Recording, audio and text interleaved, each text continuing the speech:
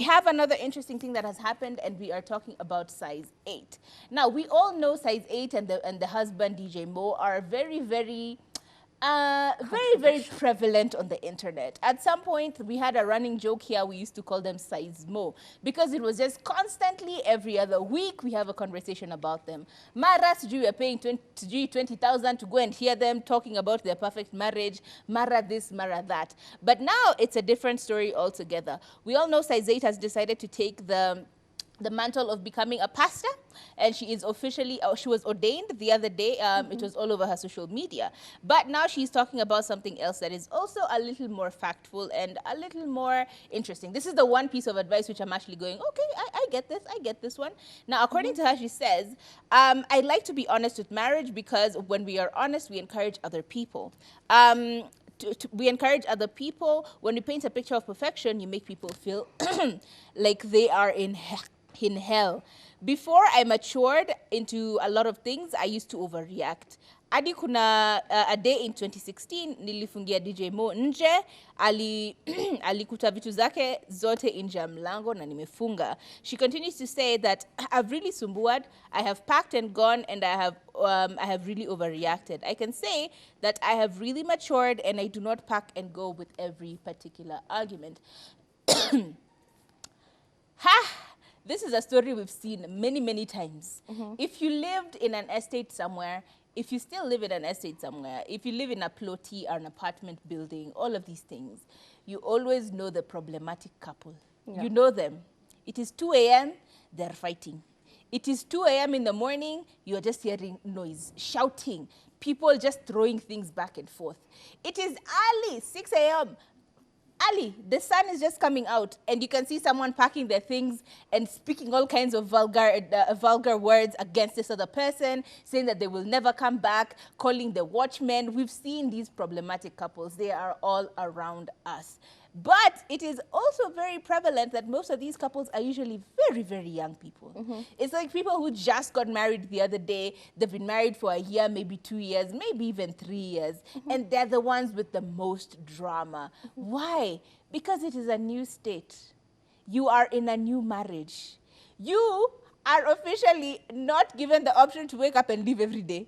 And now it is just like becoming, okay, wow, yeah, I am actually married. This is my life now. Like, I can't just wake up and go. And that pressure can lead you to actually bursting and actually leaving, simply because you are stuck between settlement and youth. You're stuck between independence and commitment. And that can be very problematic. So you will see it a lot, and that's actually what Saizet is saying, because she's saying she was very young, and so she would overreact about everything. Because you're like, when do you think I have to be married to you? Me, even I can go home. You think I don't have a home?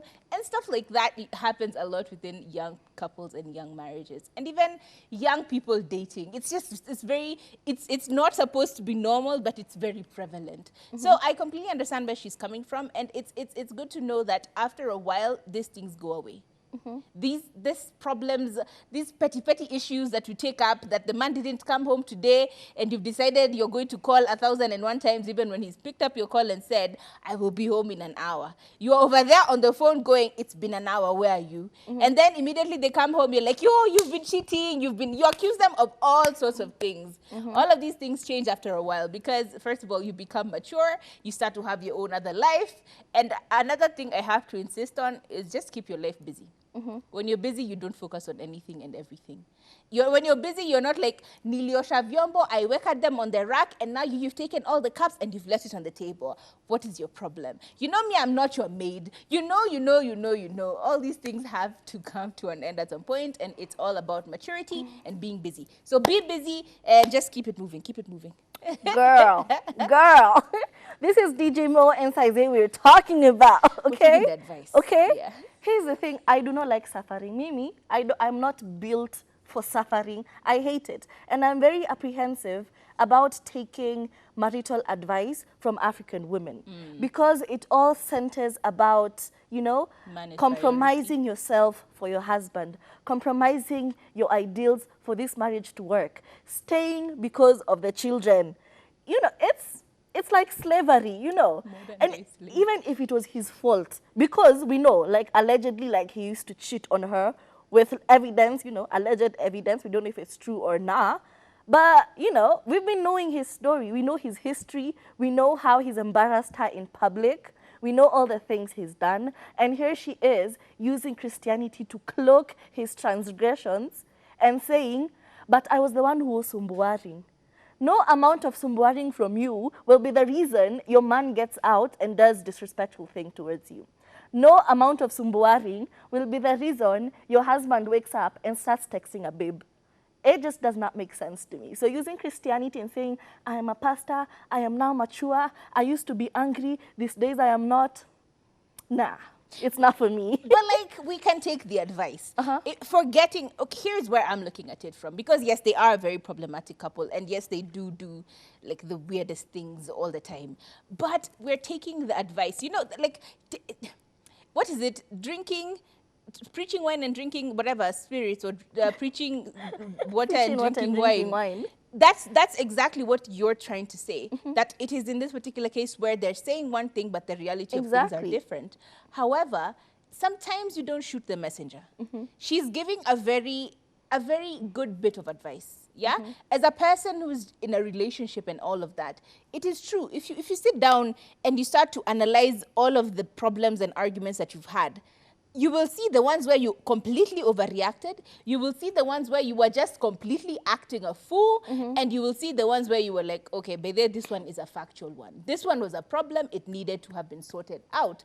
And so when you analyze these things, that's what I'm saying. Take the advice. And the advice she's giving you is sometimes analyze what you're doing. Continue to analyze these arguments that you're having. Is there a pattern? Because sometimes it helps you, it saves you a whole lot when you actually figure out what the issue is. Sometimes it is in these arguments that you realize, oh, by there, it's actually, that's not even the problem that we're arguing about. There's a deeper seated issue here. So it's important to actually just take stock of what is happening in your relationship. But if it is wrong, it is wrong. If you're being cheated on and you're being told to stay, it's a whole different story. It doesn't make sense. It's a whole different story. So take stock of the actual facts and let's ignore Saizade. She's not the they're not the ideal picture. couple. Yes, they're not the picture of marriage, if we can say that. So basically ignore them as a married couple and think of the advice that she's actually giving. It's actually making sense to me, so I don't know. But you know what? Turi is also making a whole lot of sense. Sometimes it just is the cloak of Christianity that is, being used as a guise to do a lot of bad things under here. So what do you think? The number is 0777293666. Do you think the advice is actually warranted by the Saizate, or do you think that it is actually just problematic simply because it is coming from a hypocritical example of marriage? Please let us know.